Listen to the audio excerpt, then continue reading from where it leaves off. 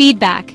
It's the lifeblood of growth, the compass guiding us towards improvement, and the mirror reflecting our strengths and weaknesses.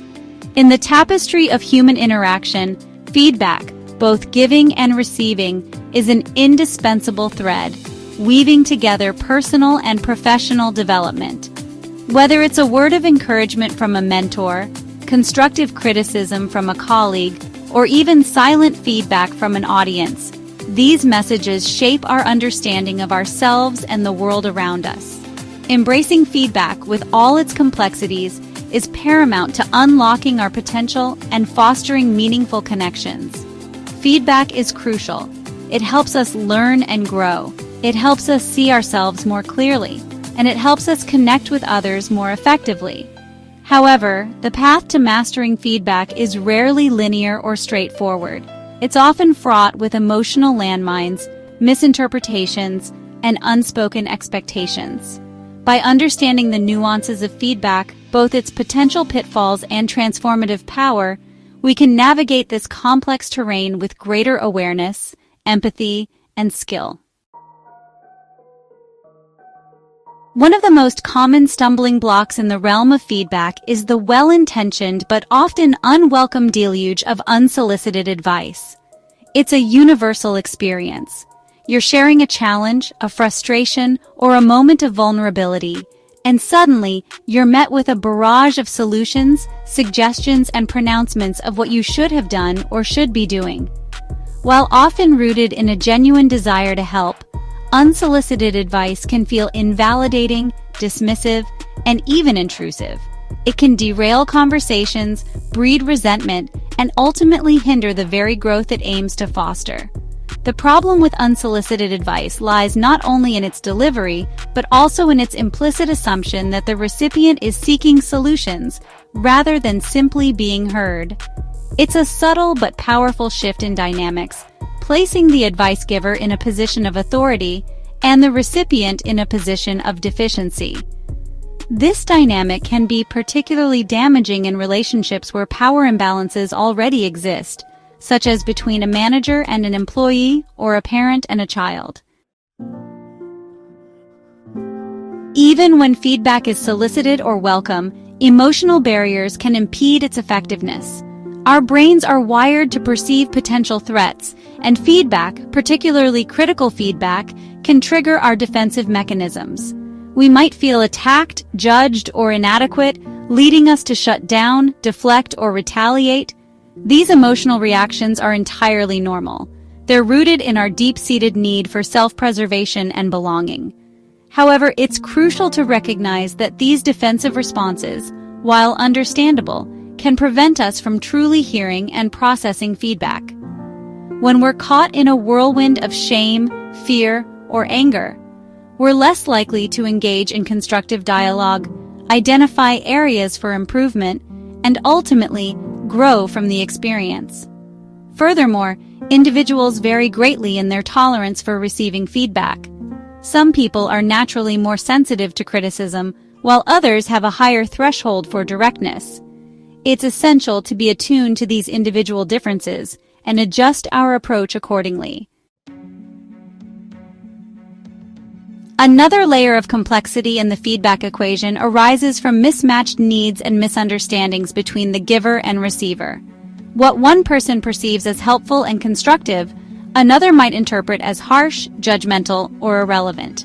These discrepancies stem from a myriad of factors, including differing communication styles, cultural backgrounds, personal experiences, and even power dynamics within a relationship. For instance, someone from a culture that values direct communication might offer feedback that seems blunt or insensitive to someone from a culture that prioritizes indirectness and saving face. Similarly, a manager accustomed to delivering concise, results-oriented feedback might need to adjust their approach when coaching a team member who thrives on encouragement and positive reinforcement. These mismatches, if left unaddressed, can lead to frustration, resentment, and a breakdown of communication. Section 5. The Psychology of Feedback Control, Identity, and Emotions.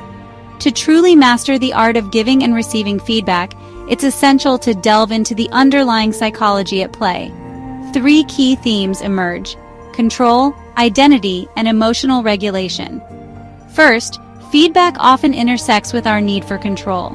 When we receive unsolicited advice or criticism, it can feel like a threat to our autonomy, triggering a knee-jerk reaction to resist or rebel. Second, feedback can impact our sense of identity.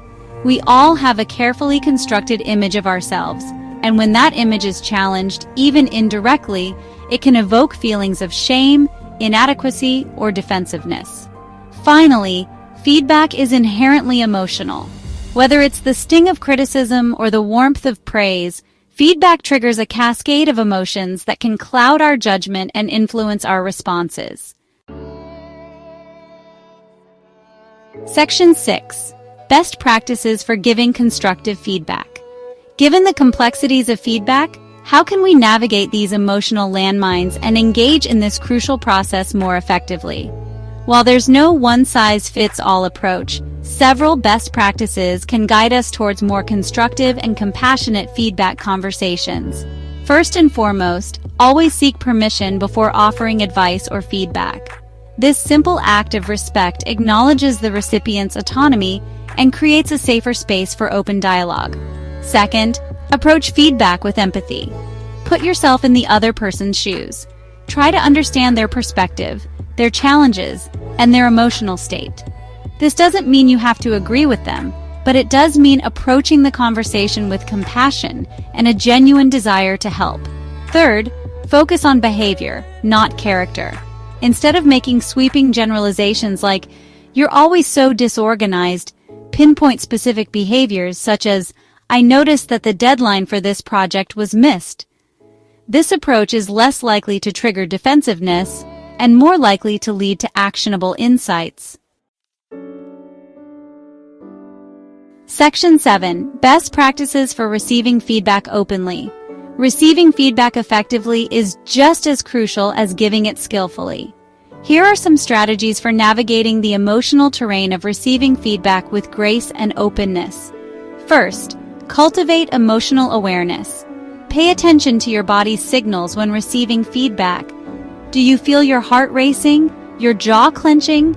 Recognizing these physical manifestations of your emotions can help you respond more consciously rather than reactively. Second, practice active listening. When receiving feedback, resist the urge to interrupt, defend yourself, or plan your rebuttal. Instead, focus on truly hearing and understanding the other person's perspective. Ask clarifying questions to ensure you're on the same page. Third, take time to reflect. Once you've received feedback, give yourself space to process the information without judgment. What resonated with you? What felt off? What might you be able to learn from this feedback even if you don't agree with all of it?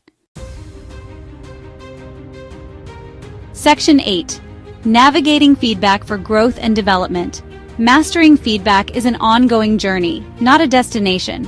It requires continuous self-reflection, a willingness to be vulnerable, and a commitment to growth. Here are some additional tips for integrating feedback into your personal and professional development. Seek out feedback from trusted sources. Be specific about the type of feedback you're looking for.